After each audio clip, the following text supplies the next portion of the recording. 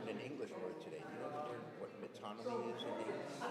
Metonymy? Metonymy. Okay, the Hebrew word sirah. The Hebrew word sirah is supposed to be plague, means hornets, like wasps, but it really is when you describe an attribute of something, it's referred to the actual thing. Oh, okay. It's called metonymy. Oh, okay. Like a klal, Prophet klal. Okay. There's a concept in the Talmud called klal prat. Same idea. Very cool. Distinction voting for and nominating the Talmud Torah award winner. I really appreciated Norman who nominated and awarded the Talmud Torah award. Joe. Excuse me, Bobby. Okay.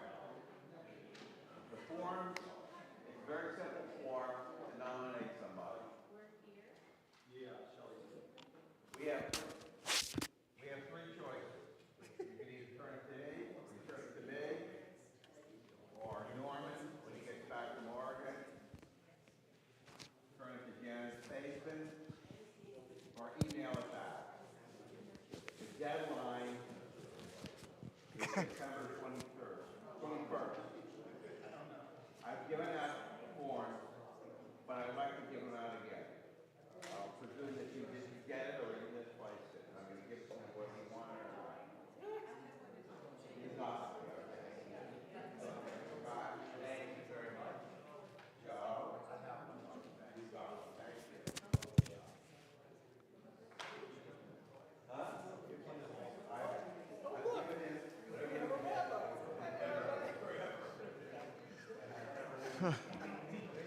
Unbelievable. It's hard to get their attention. It's not easy. Not.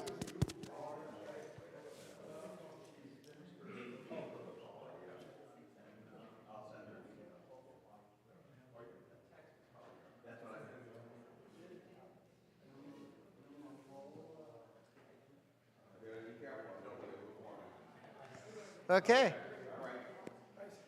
Good Shabbos.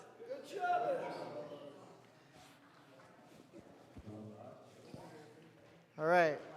Here we go. Ready? V'shamru v'nei Yisrael et ha-Shabbat Lasod et ha-Shabbat Ledorotam berit olam V'shamru v'nei Yisrael et ha-Shabbat Lasod et ha-Shabbat ledorotam berit olam Beini uven v'nei Yisrael oti leolam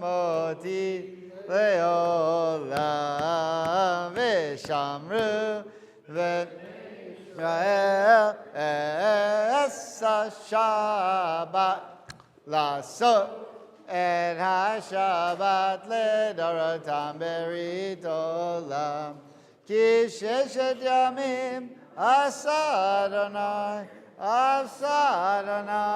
et ha-shamayim ve'et ha'aretz v'shamru v'nei Yisrael et ha-Shabbat lasot et ha-Shabbat ledorotam berit olam Uvayom hashvi shavat vaynafash shavat vayinafash v'shamru v'nei Yisrael et ha-Shabbat lasot et ha-Shabbat ledorotam berit olam Baruch atah Adonai Eloheinu melech haolam borei b'riah gafen Amen l'chaim. Yesterday squeeze.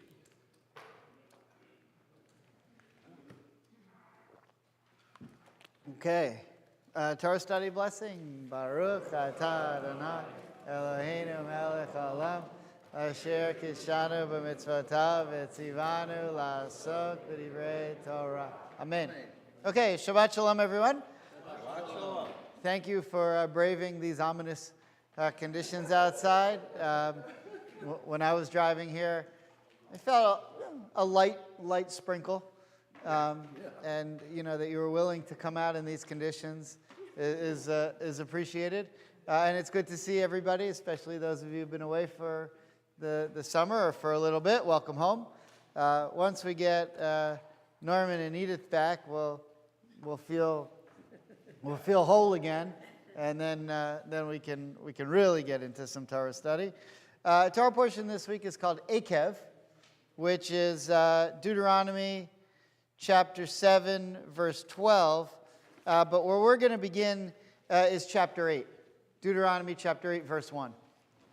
Deuteronomy chapter 8, verse 1. If anyone has it in Plout, maybe you could call out the number. 1387. Okay, 1387 in Plout. 983 in stone. 983 in stone, and 88 in Saperstein. There it is, another stone block. Okay. I want to present today, and what we're about to look at is, I listened to 8 or 9 different lectures on this one idea, and almost none of them really made the point. It's so subtle. It's not, they all made the point. But the point is so subtle that if it's not clearly expressed, you'll miss it. That's how subtle it is.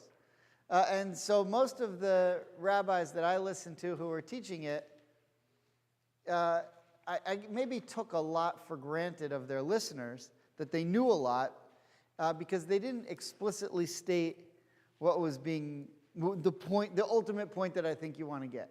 Now, the ultimate point that I think you want to get is what I call the last 3 minutes of the class. You know that part? That part. You know when I get to the point where I'm at the end and I try to ignore the hands that are raised that will take me away from the point? Right? So in other words, you have 57 minutes to get in your questions that take me away from the point. But then when I get to the last 3 minutes, I try to get to the point. Right? By the way, I started teaching every once in a while. One of the professors at UM in the Jewish Studies department goes on sabbatical, and so they invite me to teach that class because they want to be able to go away. And the only way they can go away is if they can find anyone who will teach that class, and that's when they call me. So this is one of those semesters where I'm teaching a class. And in the past, I've taught primarily 100-level classes, which are introductory students. When you get an introductory class, this is all in the undergraduate school. At UM, it could be students from any different, you could be a chemistry major, but you want to take, you have one class left you need to fulfill outside your major. Okay, I'll take Introduction to Hebrew Bible or whatever. So you could get anybody and any year. But when you're teaching the upper level, 200, 300 level classes, you pretty much get religious studies majors. So the class I'm teaching this year it's a 231 class, which I consider to be a higher level than anything from 200 to 230. So this is 231. So, I see a professor teaching at 229. Yeah. But this is 231. So, whatever the heck that means. I'm sure it means something in some algorithm. So you're mainly getting religious studies majors, and I get a roster of who's a religious studies major and who's a particular Jewish studies major, because it's something you can major in, not in a lot of places, but at UM there's one of the places you can do it. So I have this class now of religious studies and about half of them Jewish studies majors who are juniors and seniors.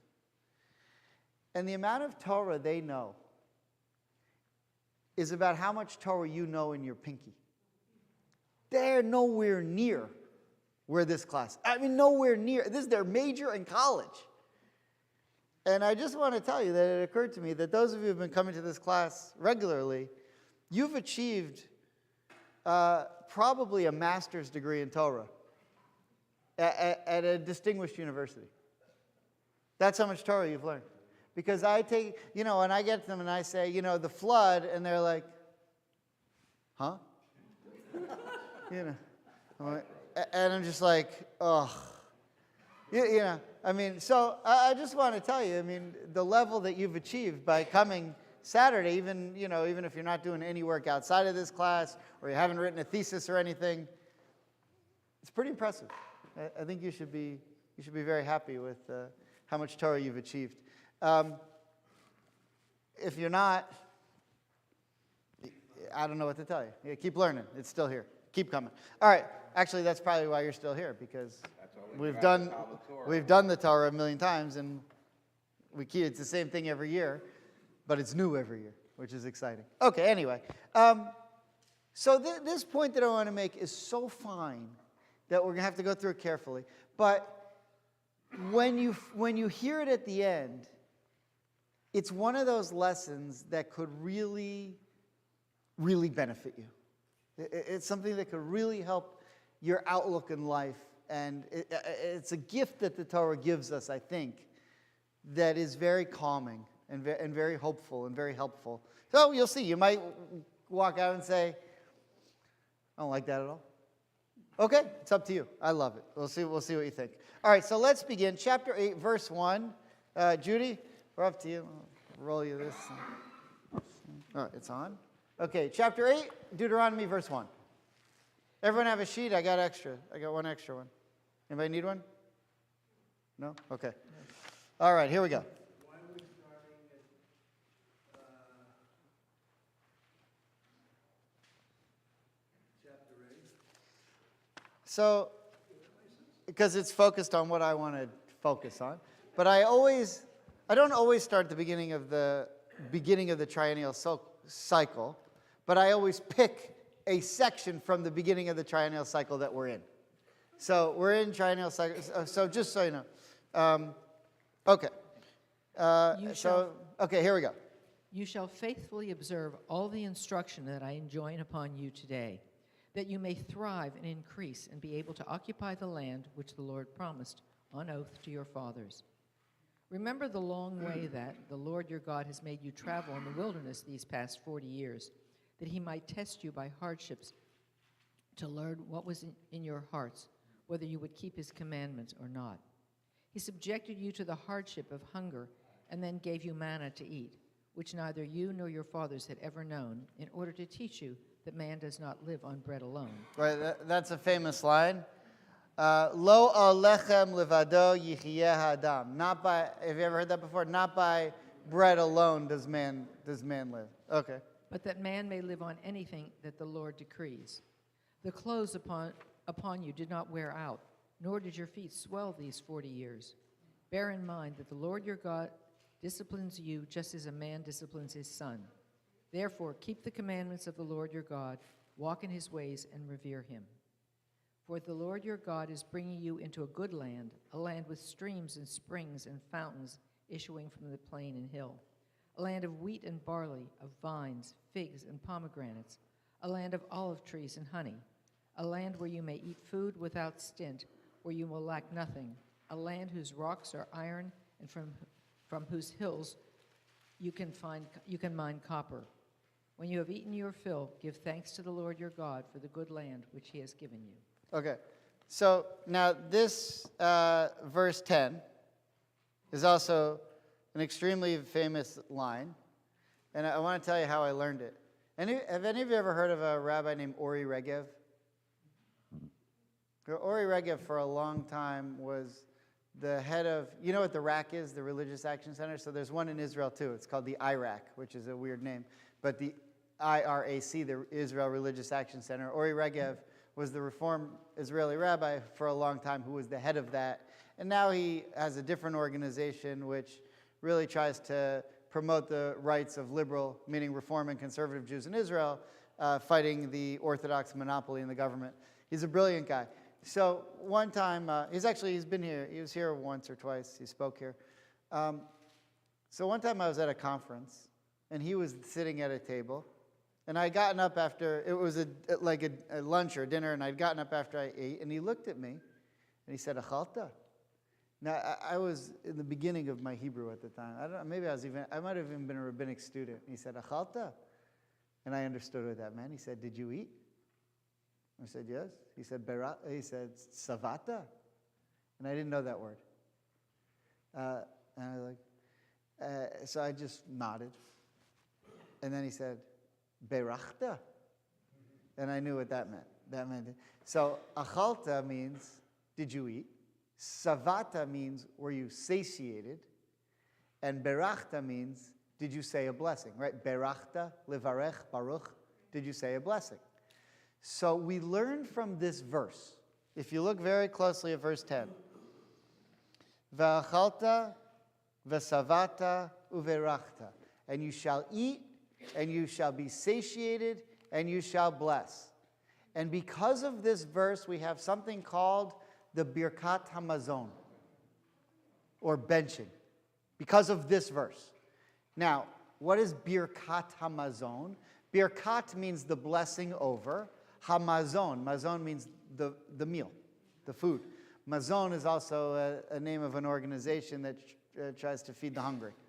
Mazon means food. But because of this verse, we have the Birkat Hamazon. Clear so far? Okay. Now, in all of the 10 verses that Judy read, there are two themes. And it's very easy to miss the connection between the two. If we had to say the two themes in one word each, what are the two themes?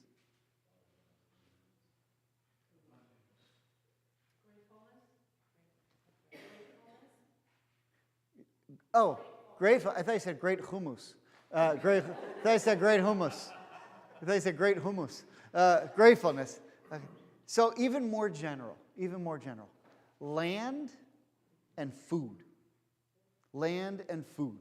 Okay, let's read it again, but listen closely for themes of land and food. Clear so far?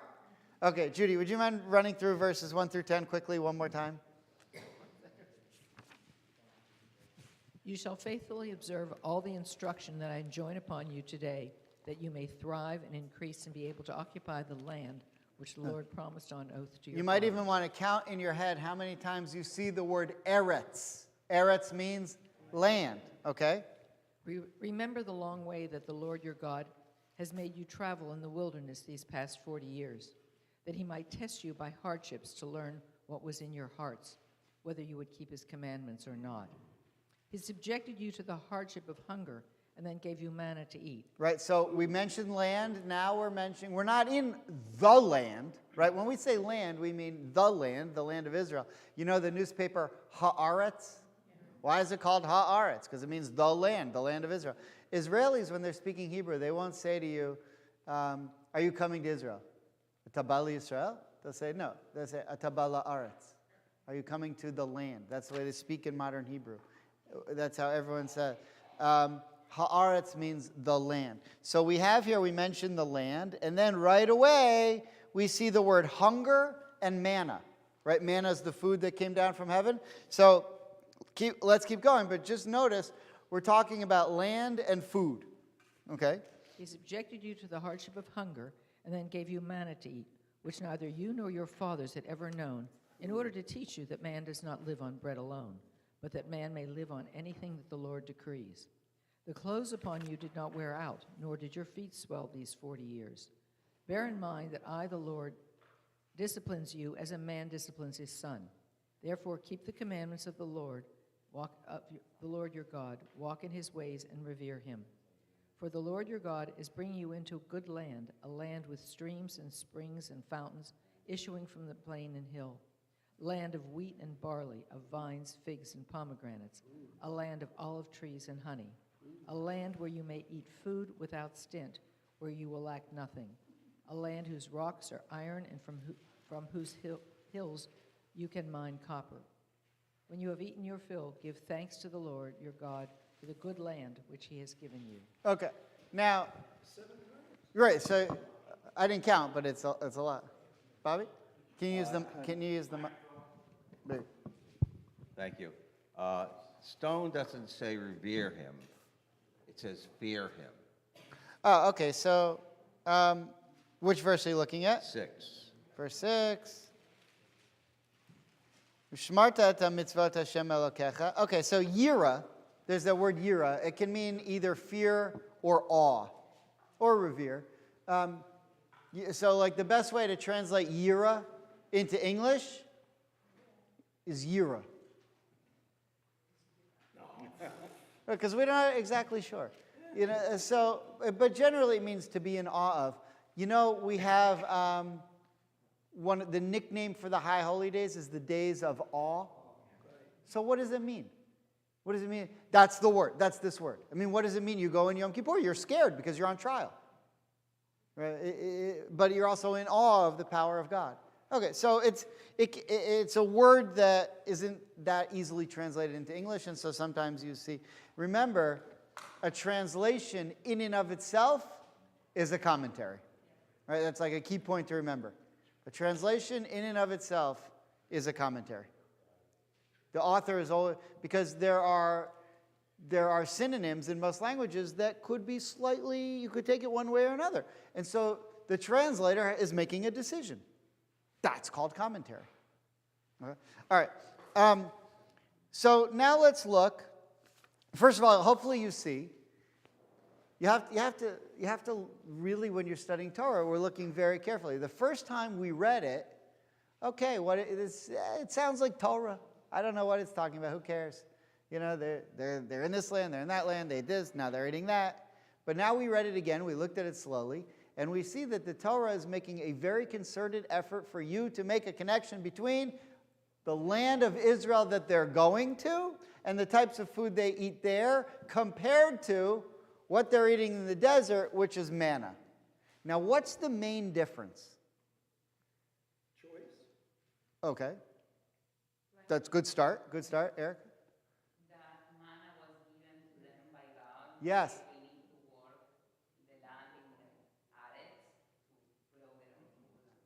So they come about in a different way. And what you're saying is exactly right. The manna comes no matter what. No matter how you behave, it's coming. Never stops. When you get to Israel, if you are sinning, you won't have rain. Right? I mean, we read that over and over again in the Torah. If you're not behaving, we had this last week in Bet Hanan. If you're not behaving, your crops aren't going to grow. Your animals won't be healthy, so you won't be able to eat them and stuff. So in the desert, you got a free pass, and you complained about it the whole time, even when you were getting that free pass. However, there were benefits to it. Because let's say I'm living in the land of Israel, and I go out and I collect my harvest. And I have my cows and whatever, and I see how much food I have for an upcoming specified period of time. That's a relief. On the other hand, the manna falls, and you don't know 100% if it's going to fall tomorrow, and you're not allowed to save any for the next day. Remember, if you save it, it turns to like wormy maggots and stuff, and it spoils. So you can never save food. So when you're in the wilderness, you're never certain if you're going to have food the next day, unless God blesses you. Whereas in the land of Israel, seeing is believing. Here's an apple, and I'm going to eat it tomorrow too, right? So there's a difference in the way the land provides. All we're saying so far is in the first 10 verses of chapter 8, there's a difference in the way the land provides food. Clear so far? Now, we don't understand this. Our biggest problem with food is that, well, besides that, a salad is $47. Besides that, our biggest problem is I waited till yesterday to make a reservation for where I want to go tonight. And now I may have to go to my 7th choice restaurant. That's the kind of problems we deal with. They dealt with, if it doesn't rain, we all die. Right? There's a different way of looking at food. Now, there are people in the world, by the way, who are food insecure. and they could probably relate to this better than we can.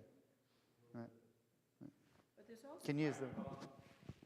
it seems to me, though, that there's also an element of the fact that people had to work to get the food. You know, wheat just doesn't grow on its own. People have to plow the land and seed it and take care of it. You're still waiting for rain, Yes, but all of these things just don't spring up out of nowhere. that's right. It used to. You know when it used to? In the Garden of Eden. The Garden of Eden, but then Adam sinned, and God said, your sin is you now have to till the soil, right? You now have to till the land.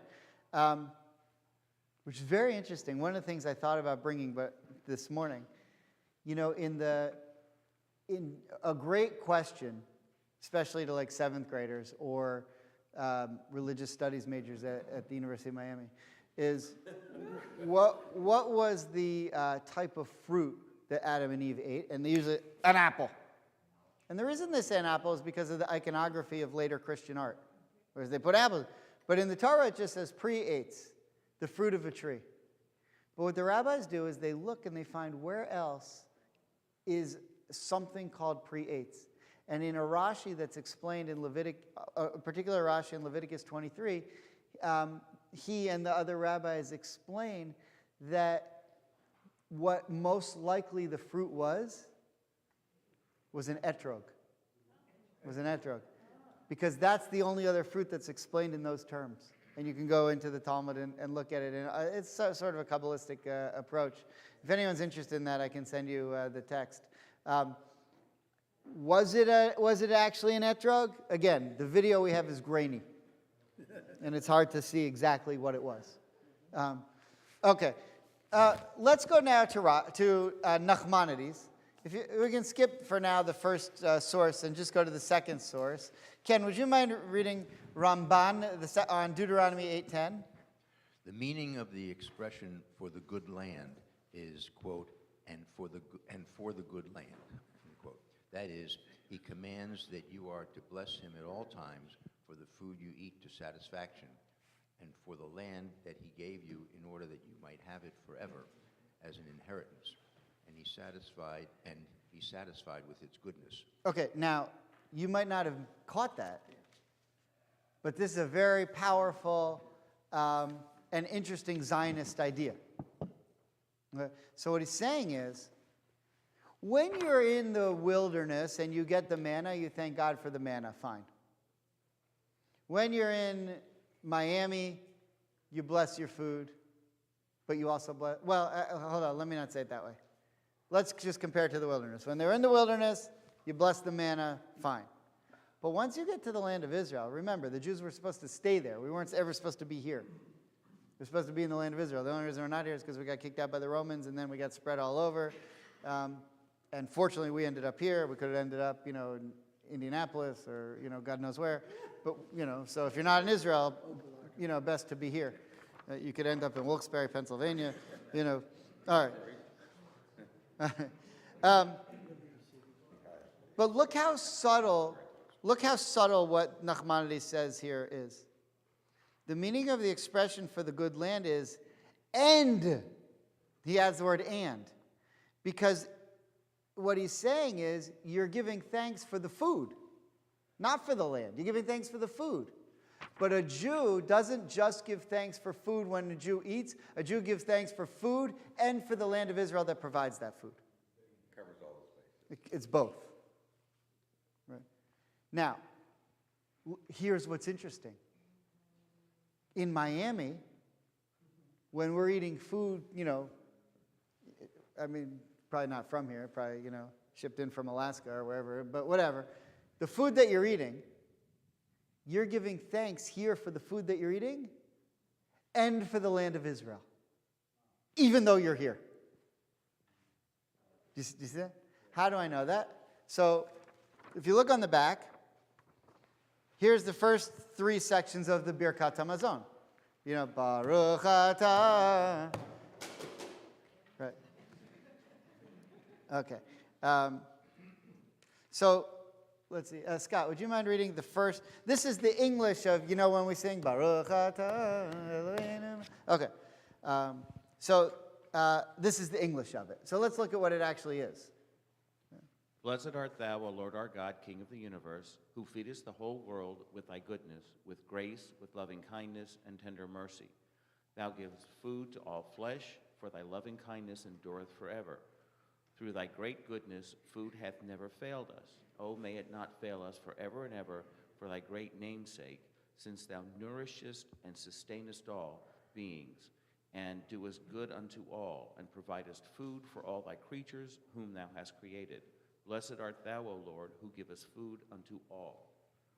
We thank... Okay, so the first paragraph is just about food, right?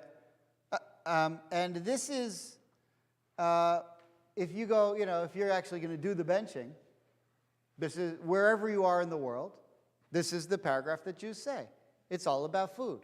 Then, no matter where you are in the world, this next paragraph.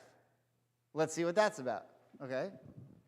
We thank thee, O Lord our God, because thou didst give us as an heritage unto our fathers a desirable, good, and ample land, and because thou didst bring us forth, O Lord our God, from the land of Egypt, and didst deliver us from the house of bondage, as well as for thy covenant which thou hast sealed in our flesh, thy law which thou hast taught us, thy statutes which thou hast made known unto us, the life, grace, and loving kindness which thou hast vouchsafed unto us, and for the food wherewith thou dost constantly feed and sustain us on every day, in every season, at every hour. Okay, so mainly if you focus on the first line, which in Hebrew sounds like, Nodeh lecha Hashem Elokeinu, al shehinchalta lavotenu, eretz chemda tova urchava.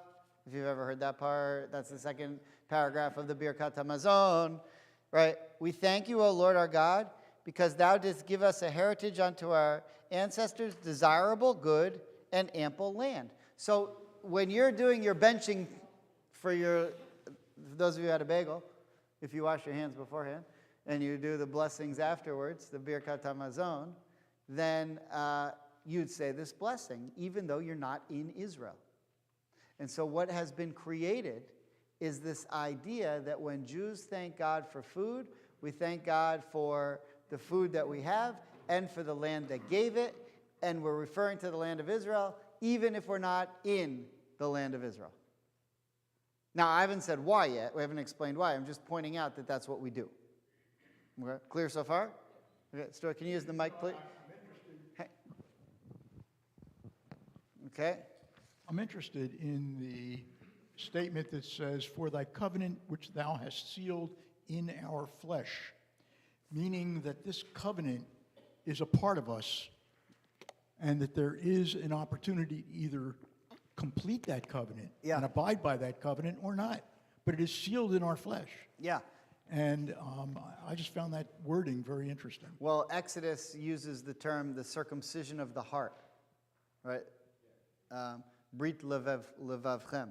Brit levavchem, the circumcision of your heart. When we accepted the Torah, it's as if our hearts were circumcised, which all that means is in our hearts, we made a sign that we're connected to the covenant.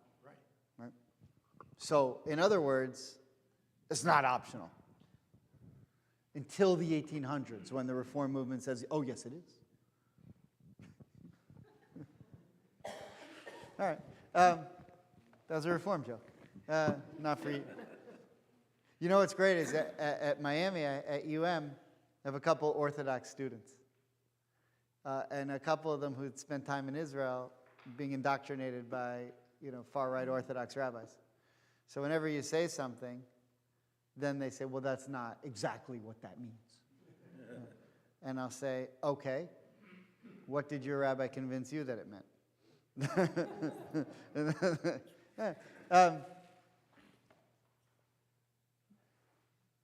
Not my, okay, well, there's a lot of jokes, there's a lot of jokes, but, so, one time I was, when I was leading a trip to Israel, when I was in rabbinic school, and it was a teen tour, and they had Orthodox kids, and it was time to pray.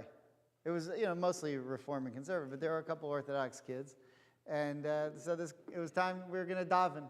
It was like, I guess it was getting close to Friday night, and we were on Mount Scopus, and you could see, we were overlooking the old city. And she says, you got to face east to pray. And I said, but it's right, the Temple Mount's right there. You're supposed to face it. And the halakha is when you're in Jerusalem, you face towards, if you're in the Golan Heights, you don't face east. You face south. Because when you're in Israel, you face towards Jerusalem. So I said, listen, you face whatever way you want. But I'm telling you, if you look there, you can see the Holy Town. If you look there, you can see, Chicago, right? So she said, the halakha is you face east. Okay. So she went the long way. The rest of us, but if they're Orthodox and you're Reform, by definition, they know more than you. So I've been doing that for 30 years. Okay. The next section here is from the Torah Aruch. The Torah is a rabbi named Jacob ben Asher from the 14th century, who was really one of the leaders in halachic thought, from whom, when Joseph Caro would later write the Shulchan Aruch, he took a lot of his ideas into his writing. So he's a very important writer. So if you just look what he says about this, who's got a mic? Yeah, Bill, would you mind reading the Torah for the good land? Right in the, back to the front, sorry. Sorry, yeah, we're back on the front, the third source down. Yeah. For the good land that he has given you, at all times and in every location, whenever you will feel sated, you are to bless him in acknowledgement of both the nourishing food and the land on which it grows. You are to especially express gratitude that the land is ours as an inheritance to be passed on to your children. Okay, so what the Torah is saying here is, for the good land that he has given you, and this is also in the, Asher Eretz Hatova Asher Natan Lach. Right, that's one of the lines from the Birkat HaMazon. It's a line that lifted directly here from the Torah, from Deuteronomy 8:10. And the Torah is saying, no matter where you are, now you have to remember, when these middle-aged rabbis were writing laws on Israel, were writing the laws of the Torah, they were in Europe. So obviously people are asking the question, do we still have to do these blessings about thanking God for the land for the food of the land in Israel when we live in Poland? So the Torah comes and says, yes. And not so much to show that you're thankful, but to show an appreciation for the concept of what food in the land of Israel is. We haven't said what it is yet. But I'm pointing out that there is something about the food in the land of Israel that has a message in it. And it's not, think about it. You eat dinner here, and you thank God for the food that's here, but you're thanking God for the land that's there when the food that you're eating from didn't come from there. So you're thanking God for the food that you ate in the first paragraph of the Birkat HaMazon, but in the second paragraph of the Birkat HaMazon, you're thanking God for something that you have nothing to do with. You just ate food from, Chile, if you got the sea bass, or, wherever. Chilean.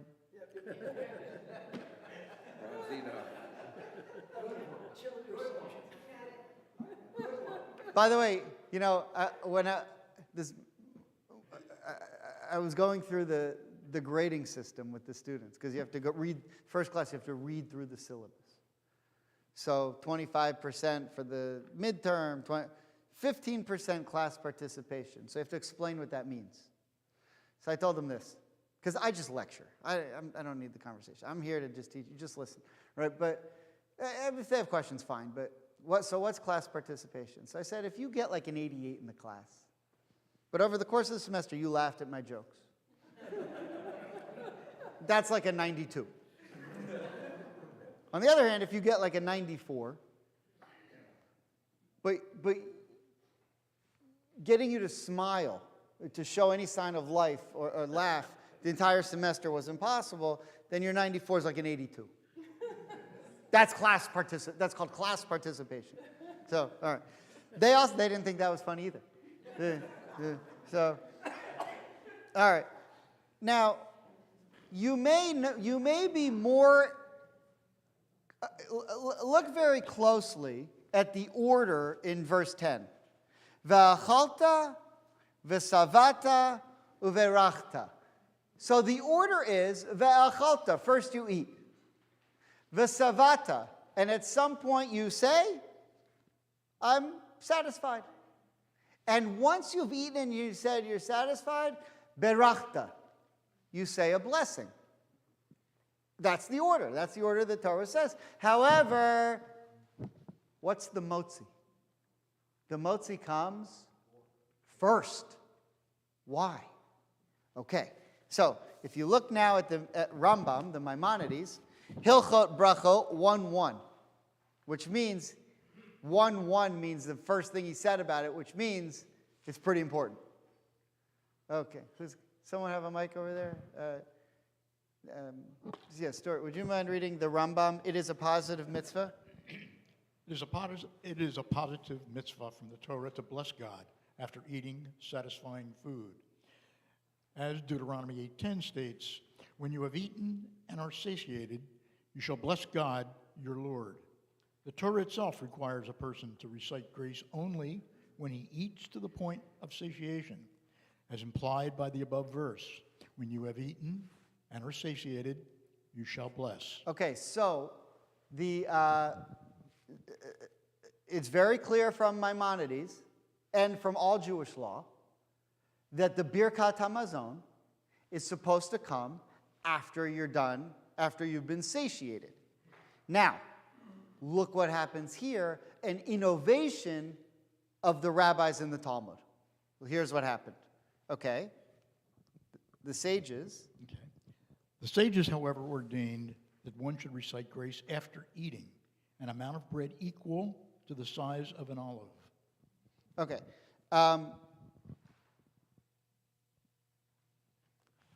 So what they say is, you know what, I must have cut off the rest of it. What they say is, it's true, you only have to do the Birkat HaMazon after you've eaten. However, there's another concept in Judaism, which is when you know you're about to enjoy something, you have to say a blessing over it. And so, because of that, the rabbis instituted that you have to say a blessing before you eat as well. And that's specific for what it is. So that, there's different blessings for what you eat. If you're going to eat, and there's a hierarchy. So if you're just going to eat an apple, you say, Borei Pari Ha'etz. Blessed are you who created the fruit of the tree. But if you're going to eat an apple and a piece of bread, then you just say the motzi, and that covers everything that you're going to eat. So you say the blessing for the highest one, and it covers everything below it. Okay, so the fact that I once walked into, I don't know if I ever told you this story, but it was a really hot day in Jerusalem, and I had walked into a lobby of a hotel.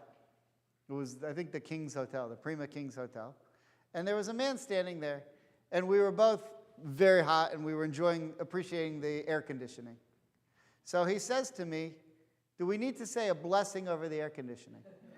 Because we're enjoying it. So I looked at him like he's an idiot. Like, why are you bothering me? It's 4,000 degrees and I'm tired, and I just, everywhere, whatever direction you go in Jerusalem is uphill. So, totally exhausted. No matter what. You go up one street and come back, and no matter what, it's like someone comes and tilts. Everywhere you go in Jerusalem is uphill. So we decided, though, after talking about it, this is what you're doing in Jerusalem. These are the kinds of things you talk about. So we ended up having conversations, and neither of us knew. So we'll say a blessing, but without God's name.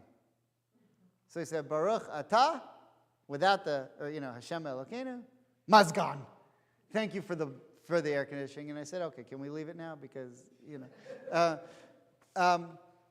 but there are plenty of things that when you enjoy them, in the Talmud gives you, which is ironic because most Reform Jews would rather follow what's in the Torah than the Talmud, but in practice they don't. In practice, they'd rather say the motzi and not the Birkat HaMazon. Right? You often see, before a blessing, like if we'll have a meal in there, someone who's super devout will say, aren't we going to say the motzi? Because they're so frum, right? Chas v'shalom, we should, whatever. So fine, we find the microphone, we say the motzi, we break Shabbat by using the mic to say the we say the motzi, but no one ever comes up to me and says, aren't we going to do the benching? Because that's long and I want to get home already, and so, yeah. Can you use the mic? There you go. Okay. Can you pass that back? So, Rabbi, what would have been the obligation during the Holocaust for Jews in concentration camps to say Birchat? So There's no satiation, but... There actually was a rabbi, blanking on his name, who was in Lodz, maybe? One of the ghettos. And for whatever reason, he had with him in the ghetto a rabbinic library. Like they had books. Because most of the rabbis who were in ghettos and camps and stuff, they didn't have a rabbinic library. They didn't have anything.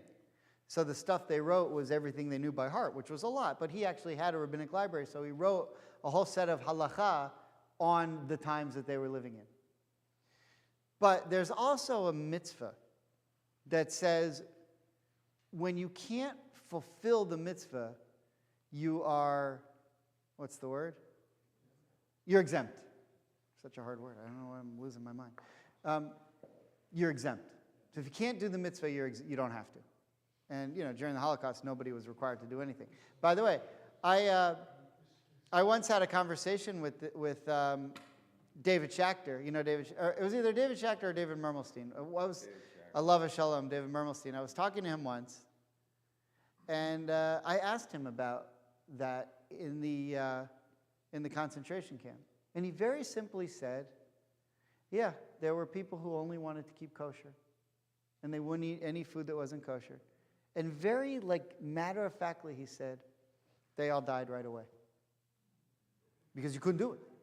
I mean, probably would have died anyway, right? Okay? But there were those who tried to keep halakha in the camps, and they died right away. Now, were there some who maybe survived? Sure, there's stories of all kinds of things. But the answer is you didn't have to. You should have eaten whatever you wanted. And there's actually stories about that in the Talmud. What happens if you're in a place and there's not kosher food? And there's an interesting story about a pregnant woman who's in a place where there's no kosher food, and what do you do? And there's interesting stories. Okay. So I just want to point out, though. Oh, yeah, sorry. Can you use the mic? We have a lot to get to. If you want to finish up on this, it's fine. No, go ahead. That's all I got. Well, I'm kind of in follow-up of what I said before. I find a connection between being sated or satiated and this binding of the covenant within my flesh that's already there. And whether, that being sated somehow brings me to the point of acknowledging and understanding and connection with that covenant. And whether that's sated terms of a lot of food being satiated, or whether it's in terms of how much it takes just eating the amount of an olive. 100%. Okay. So actually, the two of you there's a great segue because this is where I want to go. It's very clear what you shall eat is. You eat. It's very clear what you bless is. You do the Birkat HaMazon. But how do you define satiated? Certainly there are people in this world who have a meal and it's not good enough. It's not nutritious enough, it's not enough food, and so forth. When I was in Fort Myers, I served on the board of the Harry Chapin Food Bank. Harry Chapin is a very interesting character. He donated a lot of his wealth to people who were food insecure. And that's where, if you've ever been to a Bruce Springsteen concert, he always collects money for local food banks. Harry Chapin got him onto that. There's some interesting stories about that. But I learned a lot about food insecurity. And one of the things I learned was, in Lee County, which Fort Myers is in Lee County, 90% of the kids were on reduced lunches, which means they couldn't afford lunch. And what they would do, the stories are horrifying. What they would do is they would try to scrounge up as much food at lunch as they could so that they had food to take home for the rest of their family. And they would even take food out of the garbage to bring home to the rest of their family, or so that they themselves would have something for dinner. This is how people in our country live. Not a few. I mean, we can joke here, the food prices for us too are getting out of control. And they kill you on the beverages too. You get a salad for $14, so you want a soda with it, $32. Yeah, I mean, it's like, really, for a soda? Okay, if you use the mic. Okay, and then we'll try to wrap this. Hang on one Just a second. statistic, 1 in 5 kids is food insecure in this country. 1 in 5. It wouldn't surprise me. I mean, here I'm living in Fort Myers, and most of the Jewish community lives on golf courses there. But 90% of the kids are food insecure. The definition, by the way, food insecure is you don't have enough money to pay for your food and everything else. And so that means you have to compromise on the amount of money you can spend on food in order to be satiated. It's a terrible concept. Can we pass the mic? It's coming. Paul? It's like the Olympics. Yeah. Paul got a little slowed up on the second leg. All right. It seems as though that our brothers and sisters who were in the concentration camp were never satisfied. No, of course not. Of course not. So it seems as though God understood. Of course. They should have been relieved from any duty, any responsibility. They were. 100%. If you can't do a mitzvah, you're exempt. And you get credit for it. Okay. Now, before I get to, there's a story in the Talmud. I want to get to the satiety issue. Satiety, you know that word, right? To be satiated, right? Savata in Hebrew. So there's a story in the Talmud of this guy. He dies and he goes to heaven. And they ask him, "Did you study enough Torah?" So the first guy comes in and says, I was so rich that I was so busy with my businesses, and so I didn't. And there's another guy who comes, I was so poor, and I was constantly, just trying to scratch out a living, and I didn't have time. There's another guy who says, I was so good looking, and the women were all over, and to the poor guy they say, well, you couldn't have been as poor as Hillel. Hillel had nothing. Hillel was as poor as a god, and he studied Torah all the time. And you couldn't have been as good looking as Joseph, because Joseph was considered like the best looking guy to ever live, and all he did was engage in Torah study all day. And then to the rich guy, this is what they say. So if you look at Bavli Yoma 35b, so this is a section of Talmud from the tractate of Yoma, which is all about Yom Kippur. Diane, would you mind reading that? It starts off, and if a wealthy man. And if a wealthy man comes before the heavenly court, the members of the court say to him, why did you not engage in Torah? If he says, I was wealthy and preoccupied with managing my possessions, they say to him, were you any wealthier than Rabbi Elazar, who was exceedingly wealthy and nevertheless studied Torah? They said about Rabbi Elazar ben Harsam that his father left him an inheritance of 1,000 villages on land, and corresponding to them 1,000 ships at sea. And each and every day he takes a leather jug of flour on his shoulder and walks from city to city and from state to state to study Torah from the Torah scholars in each of these places. Okay, so being really rich doesn't mean that you should spend all your time, living a luxurious life and doing business and so on. You need to make time for what's really important. And according to the Talmud, when you get to heaven, they're going to ask you, did you make time to study Torah? That's what's really important, to live a life of Torah. Now, to live a life of Torah is to focus on the spirituality of life and not the physicality of life. That being said, food is physical. Right? Now, we try to make it spiritual. And this is sort of the point of Judaism, by the way, is to make the physical world spiritual. And so to take something as very basic as eating and turn it into a spiritual pursuit. And one of the ways that we turn it into a spiritual pursuit is by focusing on what the land of Israel was. And if you look in chapter 8, you get a sense of what the land of Israel was.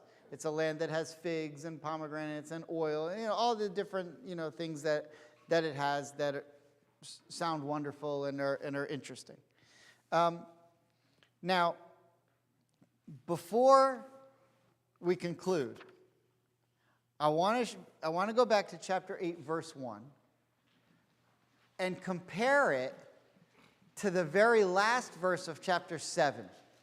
So what I want to end with is chapter 7, verse 26, and then chapter 8, verse 1. Okay? So here's what it says. And there's a very famous Rashi on the last verse in 27. The last verse in 7. So it says this. And you shall not bring an abomination into your home and become banned like it. You shall surely loathe it, and you shall surely wait, is this what I wanted to read? Hold on. You know what? I messed up. That is not the verse I wanted at all.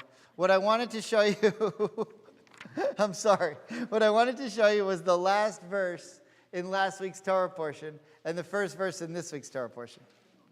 Sorry, that made no sense. So now I'm sorry. I wanted you to look at Deuteronomy chapter 7, verse 11. Okay, so this is the last verse of last week's Torah portion. Clear so far? Okay, so here's what it says. You shall observe the commandment and the statutes and the ordinances that I command you today.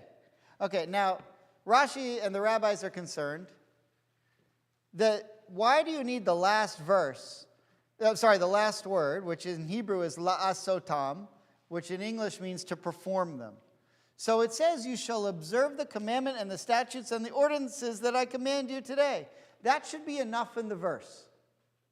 Because if you observe the commandments, you're already doing them. Because the commandment is observe Shabbat, light Shabbos candles, give charity. So the commandment is give charity. If I'm observing the commandment, give charity, okay, I'm giving charity. Why then do I need this extra word, la'asotam, to perform them? It's already understood. So if you look at Rashi on the bottom of the sheet, the back of the sheet, which I commanded thee to them to do them today. So Rashi says, to do them today, but only in the time to come in the future world to receive reward for them. That's what this extra word means. So let me explain. To do them, to do the mitzvahs, means you do them in this world, but your reward for doing the mitzvahs comes in the next world. I think we actually mentioned this last week, or maybe in a different class. Somewhere I was talking about this.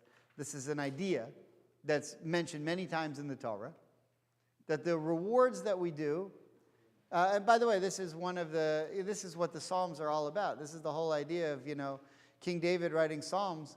I'm doing all your mitzvahs, but everyone's trying to kill me, and my life's horrible, and everyone's out to kill me, and I'm at siege all the time. But I'm doing all the mitzvahs. Why is this happening? And God answers, your reward will be in the next world. Okay, fine. However, there is a difference between being rewarded and being satiated. And this ultimately is the difference. So if you think about, I just want to show you one more verse. If you just jump back there we just read verse 11, if you just come back to verse 7. Don't read it yet. Deuteronomy 7:7 is actually my favorite verse.